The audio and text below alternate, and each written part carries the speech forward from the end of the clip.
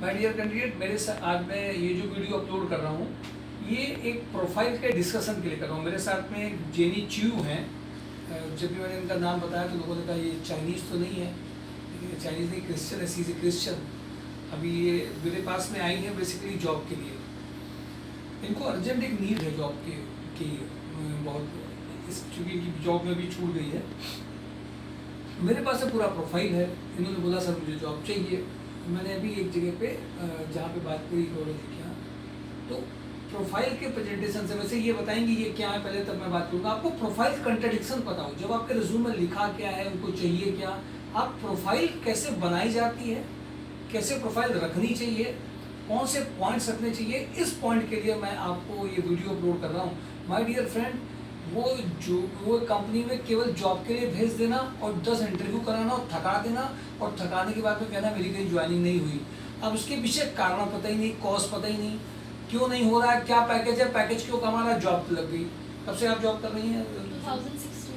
अपने बारे में बताओ, 2016 से क्या क्या तुम कर रही हो, क्या क्या प्रोफाइल है? पहले मैंने काउंटर सेल पे किया था, एक शॉप पे किया था, बेसिकली 2 साल वहाँ वर्क किया। उसके बाद मैंने लाभांश फाइनेंस में किया था, सॉरी इस पर रिलायंस में किया था। उसके बाद वो रिलायंस इंश्योरेंस में किया? जी, रिलायंस इंश्योरेंस में कॉलिंग का वर्क किया। ठीक, फिर ये कॉलिंग का क्या, उससे मतलब कॉल करके इंश्योरेंस सेल करना? इंश्योरेंस सेल नहीं करना, एक्चुअली रिन्यूअल मंगाना होता था, जो पॉलिसी बिक जाती है उस और ये पर। लाभांश में क्या किया? लाभांश में सेल्स ही किया है, न्यू प्रोडक्ट जो उनके थे, जैसे लोन वगैरह है, बिजनेस लोन, पर्सनल लोन, तो वो मतलब भेजना होता है, बेचना होता है। अच्छा, ये बीएस एंटरप्राइजेज में क्या किया? इसमें पूरा कंप्यूटर का वर्क था, और एयरटेल का वर्क पूरा था। उसमें कंप्यूटर का है, पंच करना डॉक्यूमेंट, ऑफिस ये सब एक साल की जॉब है ना, एक जी साल? जी ठीक है।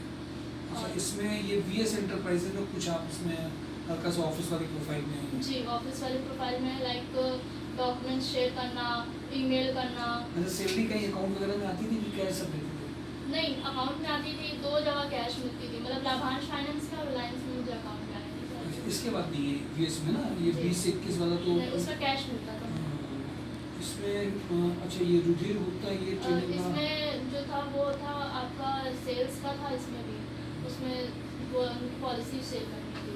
अच्छा, अभी आपका जॉब किस तरीके की जॉब चाहती हैं आप? ऑफिस जॉब चाहती हैं? जी, ऑफिस वर्क चाहिए, जैसे कंप्यूटर, जो कंप्यूटर ऑपरेटर या लाइक बैक ऑफिस। एक्सेल में क्या क्या जानती हैं? वीलुकअप जानती हैं, चलाया तो नहीं सर, जनरल है? जर्नल। ठीक, अब देखिए ये इनकी प्रोफाइल है और ये seize from the Lal Bangla से है ना, जी तो आप मतलब अभी जॉब कहीं भी करने के लिए रेडी है ना? ठीक है। अब देखिए इनकी प्रोफाइल में अभी मैंने बात करी है भारतीय एग्रो में, आपके सामने बात जी। करी, वहाँ पे जो मैंने बात करी, व्हाट यू फील, आपके सामने जब बात करी तो उसमें आपको क्या समझ में आया अपनी प्रोफाइल के हिसाब से?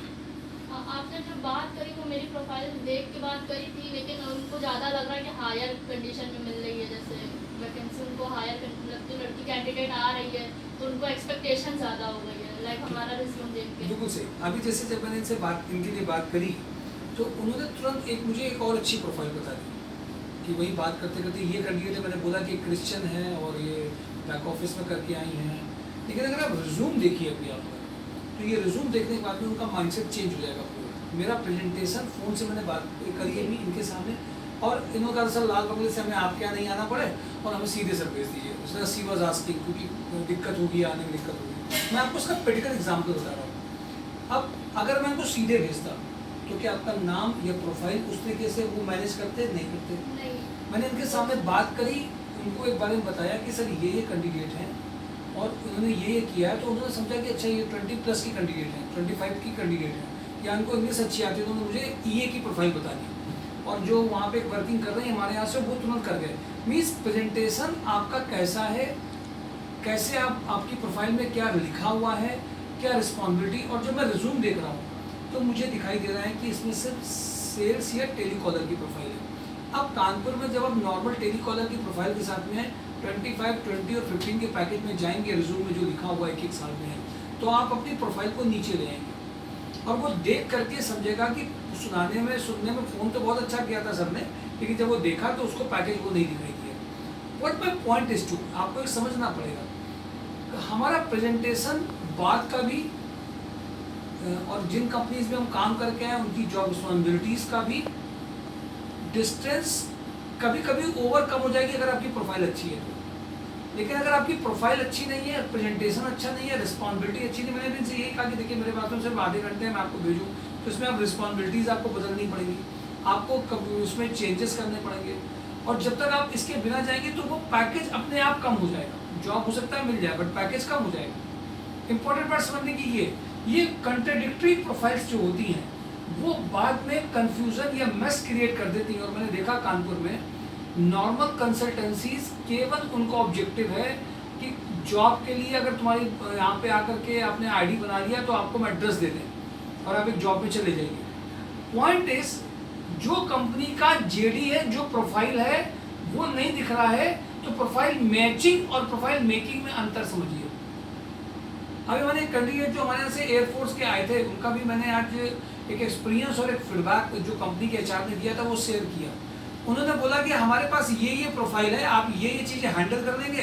सर हमने सिंपल एडमिनिस्ट्रेटिव काम किया है, ये नहीं किया है। फिर मैंने उनको बताया देखिए उस काम में क्या था, उस काम में परचेज के वेंडर निकाल करके मेल भेज करके पूछना था कि आप ये नहीं कर पाएंगे, बोले सर हम ये कर लेंगे।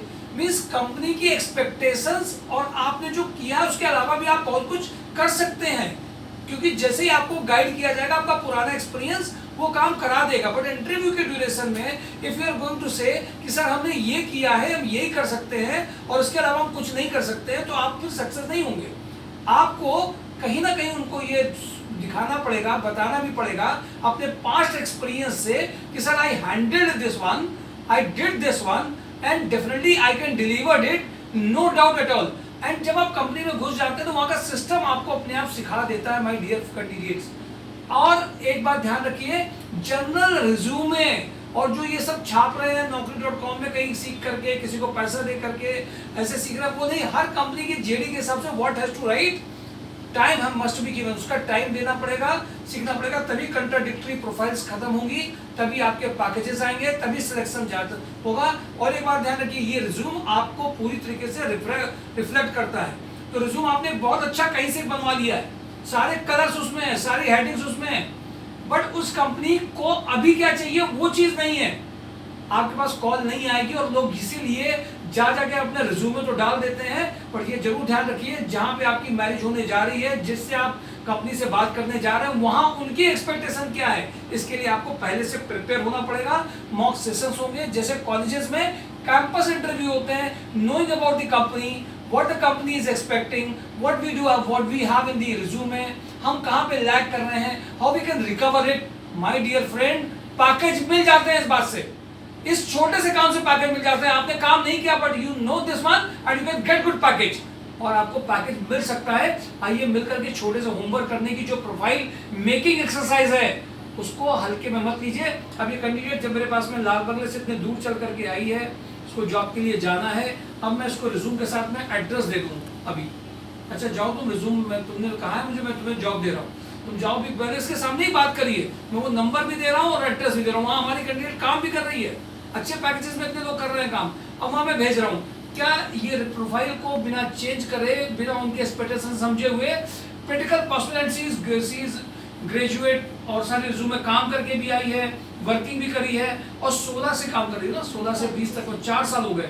अब आप देखिए कितनी बड़ी लड़ाई चल रही है एक छोटे से एक्सपेरिमेंट से। लोग बड़े बड़े काम कर रहे हैं, लोग बड़ी बड़ी काम कर रहे हैं, और लेकिन एक छोटा एक्सपेरिमेंट नहीं कर रहे हैं। बीटेक कर लिया, एमटेक करने की तैयारी कर रहे हैं, ये कोर्स कर लिया, वो कोर्स कर लिया, बट कंपनी को चाहिए क्या, क्या हमारी रिस्पॉन्सिबिलिटी में होना चाहिए, ये काम नहीं कर रहे। My dear friend, that is mysourcejob.com Sanskar society is doing कि आपके जेडी के अकॉर्डिंगली आपको इंटरव्यू भेजना है। उसके लिए कभी कभी फिजिकली बिना आए, बिना कंपनी के बारे में जाने हुए, बिना कंपनी के बारे में गए हुए, आज लोग थक भी रहे। सर फोन से बता दीजिए, एक अभी कैंडिडेट फरकाबाद से सुबह फोन किया कि सर सब कुछ फोन में आप हैंडल कर दीजिए, not possible at all, company नहीं जानते हैं। अब इस बच्चे से पूछिए आप कि अगर हम उसको एड्रेस देते और अभी बता करके फोन में अगर करते तो डिफरेंस था कि नहीं था? इस डिफरेंस को क्यों, उस डिफरेंस को माय डियर कैंडिडेट कवर किया जा सकता है। आपको भी कुछ चीजें सीखनी है, आपको सिर्फ जॉब के नाम पे अप्लाई नहीं करना है, जॉब के साथ में expectations, company responsibilities, how we can change, आपने पुरानी जॉब में ही वो किया हुआ है, बस उसको थोड़ा सा डेकोरेट करना है और वहां जानना भी है, बट डेकोरेट में झूठ केवल नहीं बोल देना है, ये भी मत समझ जाइएगा। नहीं लोग सोचेंगे कि झूठ बोलने को बता रहे हैं, झूठ नहीं बोलना है, उनको चाहिए क्या, इसको अपने पुराने काम से रिलेट करना चाहिए और हम लोग वही कर रहे हैं and that is profile making. और उसी के लिए संडे को वीक में सेशंस कर करके एक कैंडिडेट जो एक्सपीरियंस उनसे बात करा करके ट्रेनिंग सेशन दे करके इंटरव्यूज के ले रहे हैं। आप अपने आप को एक्टिव करिए, बार बार मिलिए, एक एक कंपनी की फीडबैक जानिए, आपकी कंपनी में क्या कहा गया आपके बारे में। माय डियर कैंडिडेट, ये आपको जॉब और पैकेज दिलाने में मदद करता है, रेवोल्यूशन लाता है और इसके बिना आप नहीं ला सकते हैं। आप बीटेक में, कॉलेज में, एमबीए में, कॉलेजेस में जो फीस दे रहे हैं आप, उस फीस में आपको वो चीजें नहीं आती, आपको आखिरी सेमेस्टर, आखिरी साल तक में पता चल जाता है और वो केवल एक्सपीरियंस आएंगी, काम करने वाले बंदों के साथ काम करके आएंगी। ये बात दिमाग में डालना स्टार्ट कर दीजिए। आप एक्सपीरियंस है भी, अभी एक्सपीरियंस लोग भी वही बात को बोल रहे हैं, हमने ये किया बट वो नहीं कर सकते हैं, काम जानते नहीं। जब वो नहीं कर सकते तो वो क्यों लेंगे आपको? आप नहीं कर सकते तो वो भी नहीं लेंगे आपको।